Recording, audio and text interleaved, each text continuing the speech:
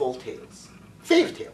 But this is science. We have a lot of evidence for Big Bang, from cosmic background, from shift to the red, and many others. Oh, and math. I mean, the reason they get from infinitely small and infinitely dense, yeah, it is those are all mathematical functions. Yeah, because basically, going back, we get an idea about how long ago it started. Therefore, now the size of the universe, we have some idea about it. Therefore, with this expansion rate, and there was some early inflation, and how it would be, basically, the whole mass will be collapsing on itself to singularity. Right. Now, the question is how it started. This is not experienced by us. We don't experience matter come out of nothingness or energy coming out of nothingness. Therefore, the claim that, scientific claim that in the beginning came out of nothingness is not testable. It's not even experimented. We have no experience of that. There is one point somehow matter acted differently than today's matter. That's interesting because today's atoms, they don't just poof in and out of nothingness and correct? No, that's incorrect. Oh, that's correct. They go out of nothingness and come into the existence. Yeah, Stephen Hawking says that matter is actually coming into existence at the particle level every day, everywhere, that matter blinks in and out of existence all the time. Beautiful. And this is, I think, much stronger argument for existence of God. Because the idea that nothingness means zero, there is nothing.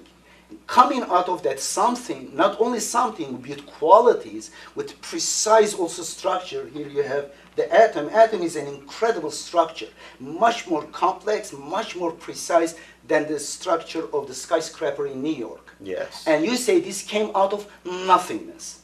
Okay. You believe in nothingness as the generator of things, an intelligent being like you. Nothingness and randomness created intelligent you. I say, this box, we don't see it. We are in this room. Suddenly, we see in this room, boom, something appears. Okay? But in this room, when we do certain things, we see there's cause and effect relationship. But in this room, something appears. Then we say, it's really different than all the experiences we had. Then maybe someone is putting maybe a hand, invisible hand there, or maybe someone is throwing, but there must be a cause for that. Well, you can ask, what is the cause of God? Yeah. The question, exactly. Say back the question. You hurl the problem to another thing. I don't call it God. I know you have allergy towards God because the name of God is so abused by idiots, by fake charlatans. Let's call it X, or the non-matter, but the creator. There is something not matter, because matter is contingent. The matter we see is not acting that way, like in singularity. Therefore, there must be, and there is a beginning of the universe. If there is a beginning, why not go out of the box? How do you know out of the box there is no other thing, call it thing or X, that caused that one? That one may be not like matter, like atom. Why you say, okay. What I see difference between, just let me go ahead. Finish one statement. Go ahead, and then I'll I see difference between me and you. I attribute the creation of the universe and the laws in the universe. That's important. You ignore all the, I see atheists ignore, including Dawkins, the laws in the matter, that it was the beginning, it was with the creation of the matter, or with the appearance, emergence of matter, the laws. And the laws that created all living beings. It was early, in the beginning of the Big Bang, it was determined. Now, I say this is out of this box. There is something, I don't know about it, I call it X, but whatever in the box does not have this quality to be eternal or creating itself. But there must be something out of the box. What you are saying, you are attributing whatever I attribute to God, with the exception of intelligence. You say all the atoms are basically creator of themselves, all the laws they design, and I am an intelligent being, the cause of that. Therefore, all the attributes of God, with the exception of intelligence, you ascribe to what? Atoms. Therefore, you are polytheist. What? Polytheist.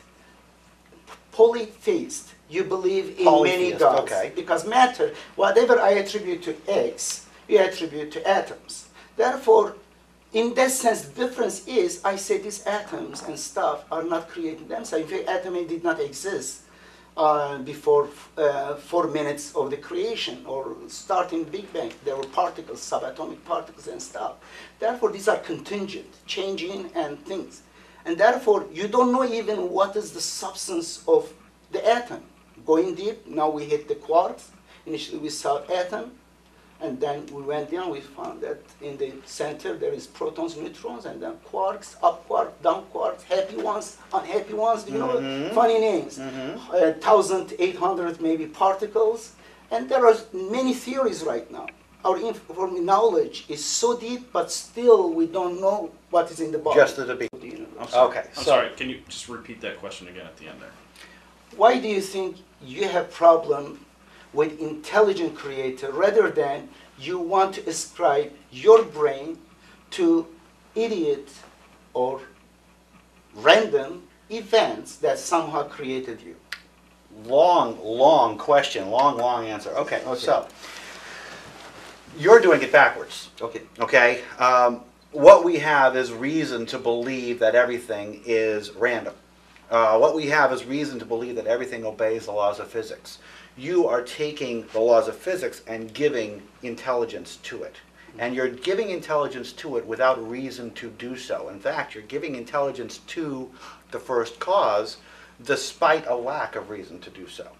Now, what I need you to get is that ignorance of fact is not evidence for fiction. Okay? The fact that we don't know is not evidence that there's an intelligence. Okay? What I want you to, I mean, we talked about particles and you talked about physics, and really you're talking about a cosmological argument, you know, where did everything come from?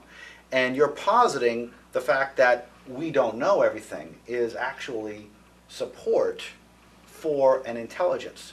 There is no support, no matter what kind of math you use, no matter what kind of physics you use, there's no support for an intelligent force that lives outside the universe. That's why I don't do it. There's absolutely no reason to believe it.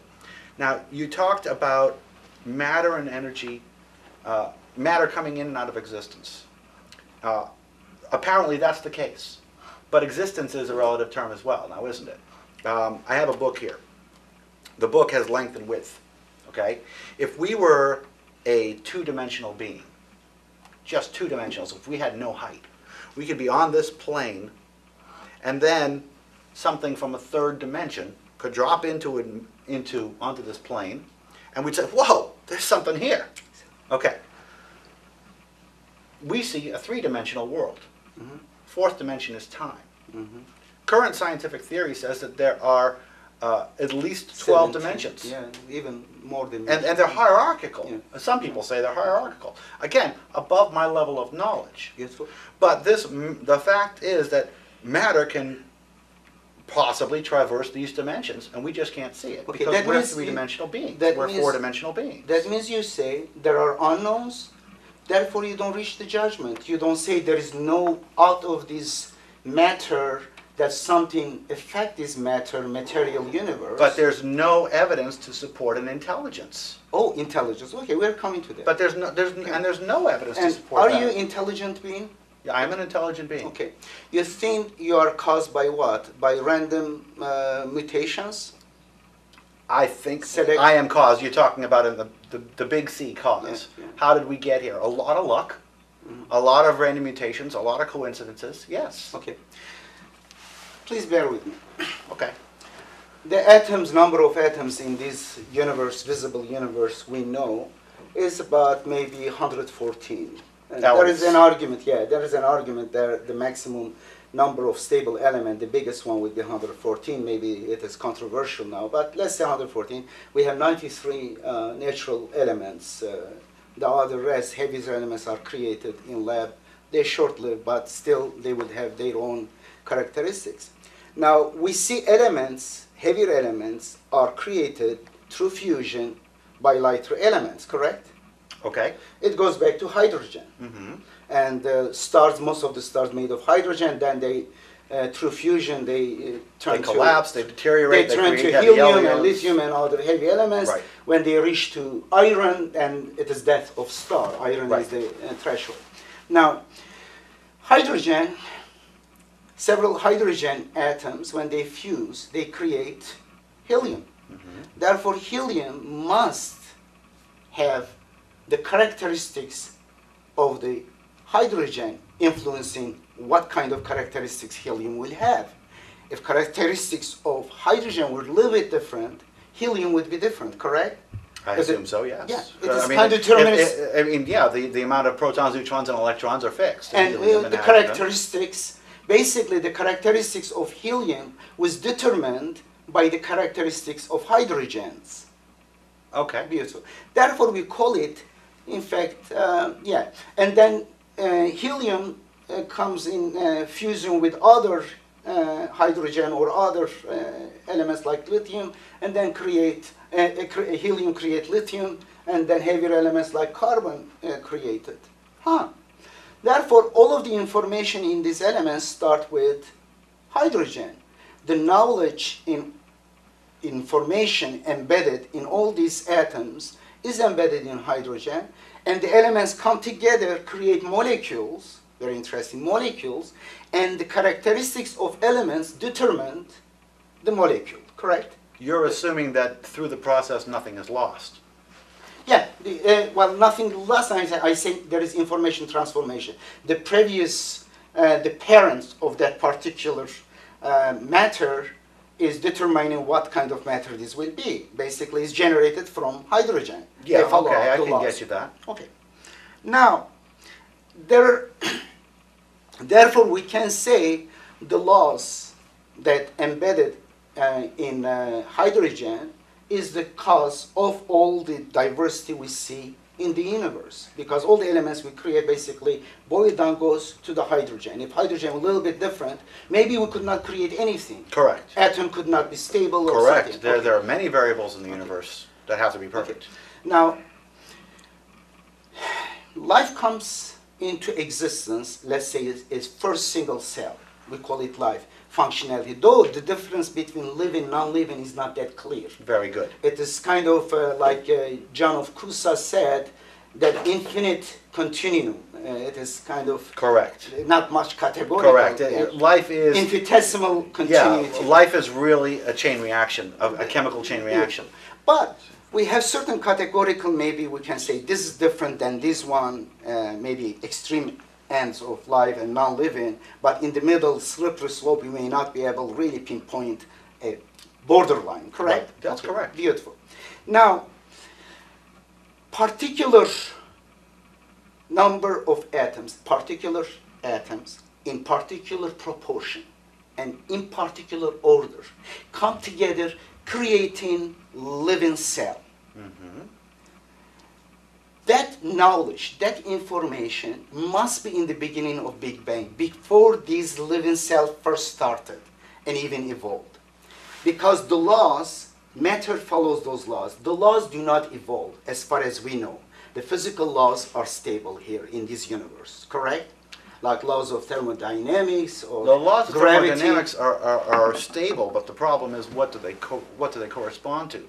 The Newtonian laws are different from the quantum laws. I mean, Newtonian physics and quantum physics are different. Oh yeah, there are differences, Okay. but those laws exist. They're a continuum, and they exist as a continuum. They don't change in our universe, but they're different laws. Do you agree that we can rely on those laws? They kind of stable? You can extrapolate. Beautiful. Yes. Yeah, those laws generated basically in the 13.7 billion years ago, the first matter happened, that after certain reactions and creation of heavier